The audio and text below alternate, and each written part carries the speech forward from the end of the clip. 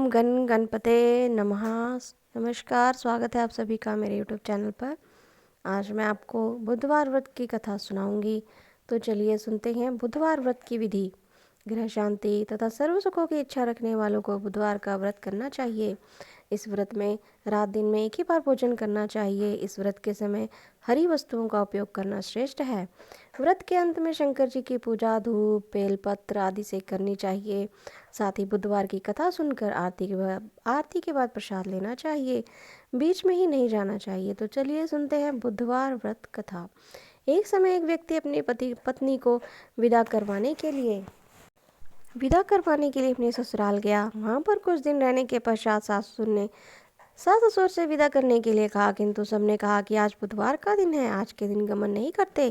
वह व्यक्ति किसी प्रकार ना माना और हठी धर्मी करके बुधवार के दिन ही अपनी पत्नी को विदा कराकर अपने नगर को चल पड़ा। राह में उसकी पत्नी को प्यास लगी तो उसने अपने पति से कहा, मुझे बहुत जोर से प्यास लगी है। तब वह व्यक्ति लोटा लेकर रथ से उतर कर जल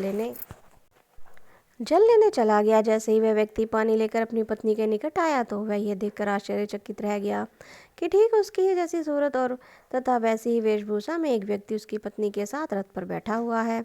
उसने क्रोध से कहा कि तू कौन है जो मेरी पत्नी के निकट बैठा हुआ है।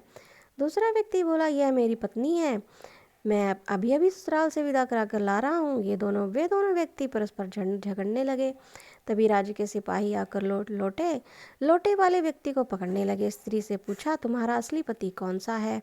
तब पत्नी शांत ही रही, क्योंकि दोनों एक जैसे थे। वे किसे अपना असली पति कहे। वह व्यक्ति ईश्वर से प्रार्थना करता हुआ बोला, हे परमेश्वर, यह क्या लीला है कि सच्चा झूठा बन रहा है। तभी आकाशवाणी हुई कि मूर्ख, आज बुधवार के दिन तुझे गमन नहीं करना चाहिए। तूने किसी की बात नहीं मानी। यह सब लीला बुद्धदेव भगवान की है। उस व्यक्ति ने बुद्धदेव से प्रार्थना की और अपनी गलती के लिए क्षमा मांगी। तब बुद्धदेव जी अंतर ध्यान हो गए।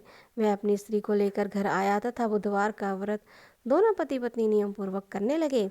जो व्यक्ति इस कथा को श्रवण करता है तथा सुनता है, उसको बुधवार के दिन यात्रा का कोई दोष नहीं लगता, उसको सब प्रकार के सुखों की प्राप्ति होती है। तो बोलिए गणेश भगवान की जय हो, बुद्ध देवता की जय हो। तो ये थी बुधवार व्रत की कथा।